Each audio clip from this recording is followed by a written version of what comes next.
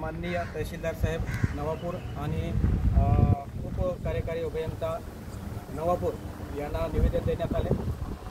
तुमच्या गावातील शेतकरी वन हक्क पट्टाधारक शेतकऱ्यांनी 2020-21 मध्ये 20 कनेक्शनसाठी डिमांड आलेली आहे, परंतु आता 4-5 वर्ष होऊन सुद्धा त्यांच्या शेतात 20 कनेक्शन पोहोचलेले नाही आणि ही जी दिरंगाई वीज वितरण महामंडळाने केलेली आहे त्यामुळे शेतकऱ्यांचे खूप नुकसान झालेलं आहे।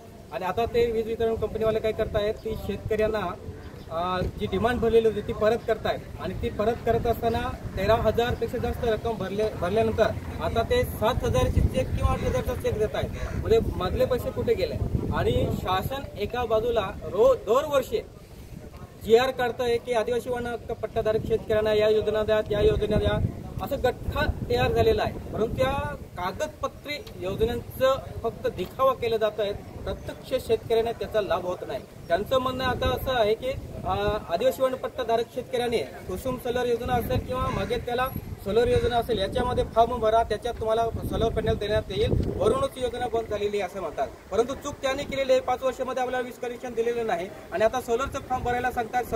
कुसुम सोलर योजनेमध्ये 2 अटी टाकलेल्या आहेत, त्या अटीमध्ये तलाठ्याने जलस्रोत असल्याचा दाखला आणि कारणीपुरता नकाशा हे दाखले जोपर्यंत अपलोड होत नाही तोपर्यंत ते सोलर फॉर्म सबमिट होत नाही किंवा ते मंजूर होत नाही। आणि मागेल त्याला सोलर योजना मुख्यमंत्र्यांनी सुरू केलेली त्या योजनेमध्ये तर वन पट्टाधारक शेतकऱ्यांना वगळण्यात आलेलं आहे। मग एका बाजूला सांगायचं की सोलरची योजना घ्या, पण त्या सोलर योजनेत सुद्धा आदिवासी वन हक्क पट्टाधारक शेतकऱ्यांना वगळण्यात आलेलं आहे। दुसरं, शेतकऱ्यांना फार्मर ID ही दिली जात आहे आणि ती ID असल्याशिवाय महाडीबीटी मध्ये कोणतीच योजना आता मिळणार नाही आणि त्या ID मध्ये सुद्धा आदिवासी वन हक्क पट्टाधारक शेतकऱ्यांना भेटत नाही। त्या फार्मर ॲग्रीटॅक फार्मर ID जे आहे त्याच्यामध्ये वन पट्टाधारक शेतकऱ्यांना ऑप्शन टाकलेलं नाही। त्यामुळे एका बाजूला योजना जाहीर करायच्या, एका बाजूला योजना देतोय सांगायचं आणि एका बाजूला जे ऑनलाईन फॉर्मॅट तयार होतं, ॲप तयार होतात, त्या ॲपमधून आदिवासी वन हक्क पट्टाधारक शेतकऱ्यांना वगैरे याचाच अर्थ आहे फक्त दिखावा करायचा आणि आदिवासी वन हक्क दावेदारांना सुधारित पद्धतीने शेती करण्यात यावं किंवा विकासाच्या प्रवाहात आणायचंच नाही असं शासनाने ठरवल्याचं दिसतंय।